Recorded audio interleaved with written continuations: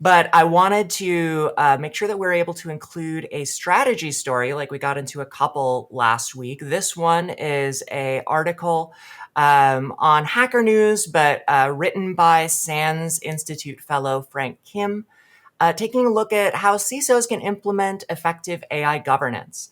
It breaks it down into a few basic steps of understanding how AI is used within the organization, making sure that you're tailoring policies to your organization's speed, and making governance sustainable through monitoring tools and real world enforcement.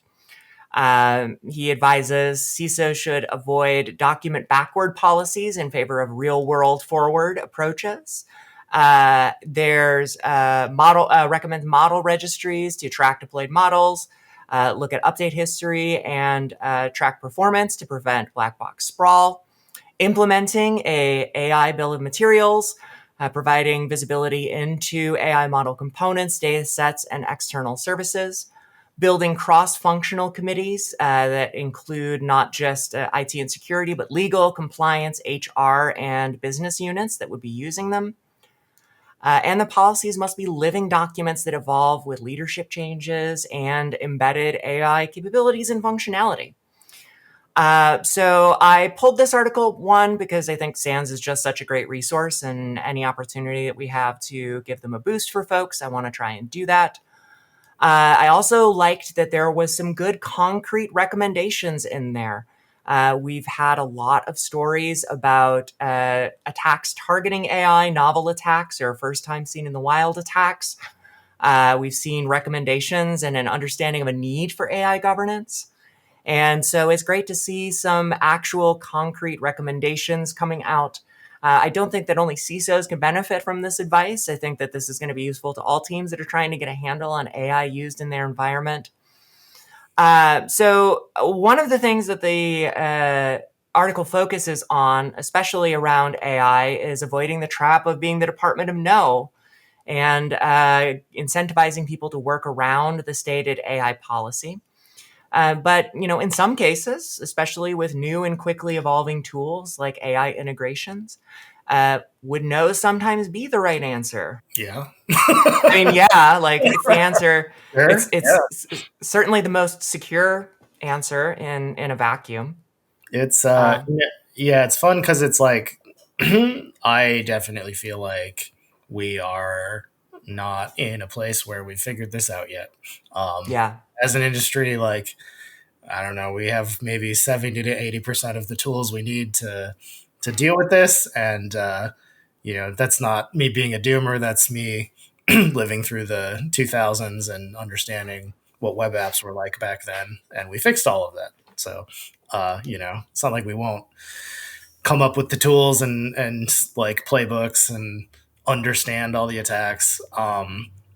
So saying that like you can do all of these things, uh, but until you really understand what you're implementing, I feel like that's the first step, right? Like the first step is understand what the thing is doing, what permissions it has, what it's getting access to, what that data is, and then you can work backwards, right? So all of this policy governance, great, but until you have clear understanding of like what the thing even is, how do you know? Like, I think one of the things I put in there was like an AI bomb, which seems similar to like a S bomb. It's like what's this thing built out of? And that's great, but most AI bugs are logic bugs. So like Mhm. not necessarily has vulnerable components. It's more in the realm of like I gave it the wrong permissions, or I can trick it to access a thing that it's not supposed to. Not and we literally I would bet like the CVEs for AI right now, probably under 50, just because Mhm. like we haven't had it very long, right? So probably not a tool that's going to be very useful. Maybe it is, but that's probably years down the road. Yeah. So I think the first step's just like fully understand what you're deploying. I wouldn't buy software that I didn't understand what it was doing, give it access to all my stuff, and then wonder why it went bad, right? Like that's what's happening, and it's the first place to start. And you don't have to say no. You just have to figure this stuff out. Yeah, in regards to the AI SBOM specifically, to Mike's point, like we're still trying to figure things out, and I wanted to highlight because there's a good chance to say like OWASP has a AI Yep. AI SBOM project, or AI bomb is what they call it, the AI bill of materials, and that's something that they're actively working on. It looks like the first phase of, or they've got multiple phases, but it looks like they're all trying to, the first bit of review is trying to wrap up around November of this year.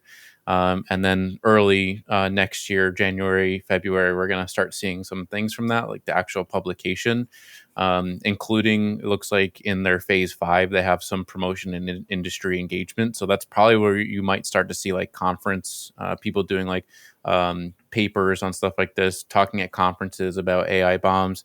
So I would keep an eye out on that. And if you want to contribute too, I'll make sure to include the link or give the link to Zoe so we can include it. But yeah, they're asking for help. They're asking for a review. So definitely, if you have an interest in helping out with that project, definitely give it a look. Yeah, that's the kind of tool as well that, like, once it is implemented, and like if it is, let's put aside the fact that people would lie about what's in there.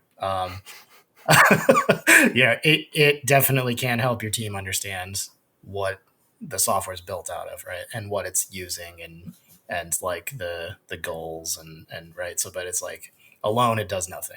So let's hopefully we can get this one right. Not so much S bombs. Right.